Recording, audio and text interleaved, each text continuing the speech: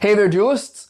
My name is Dusty, and welcome back to our casual guide for the Yu-Gi-Oh! Trading card game. This mechanic that I want to talk to you about next is what we call token cards. Tokens aren't to be confused with counters, but essentially a token card is just kind of a generic, random monster that doesn't really exist within the game as like a monster card that can then be summoned to your field to either kind of build up your defenses, to kind of just be a wall, or to kind of be used as tributes for a certain thing, or even to like attack and deal damage to your opponent.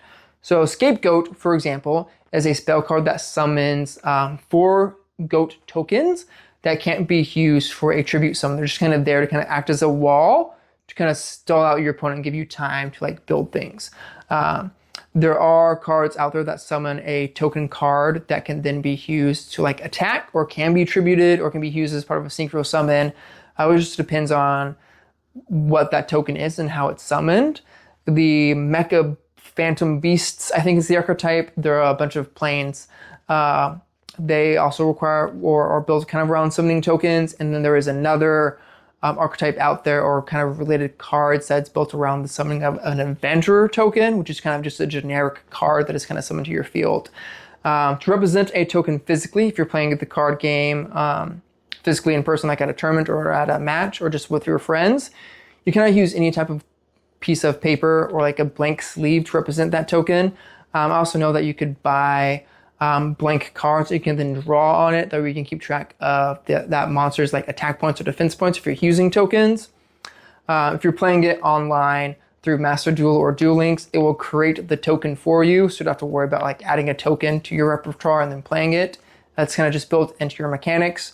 Neuron doesn't have a token mechanic because, again, it is a physical representation of a monster card that kind of needs to be placed on the field for your opponent to see and for you to see. So you know, like, oh, I do have my token on the field, so I can activate this effect, or oh, actually I can do this thing, or oh, actually you can't attack me because I do have a monster card on the field. It's just a token. It's just a little scapegoat type of thing that's destroyed. So those are tokens. Like I said, they're kind of just generic monster cards that don't really exist, but they can be summoned by card effect to kind of just help build up your defenses, or allow you to do something like ritual summon or link summoning, depending on what that card can be used for. And it will generally tell you what that token can be used for. That is tokens. Thank you all so much for watching. If no one has told you in a while, I'm proud of you and you are loved.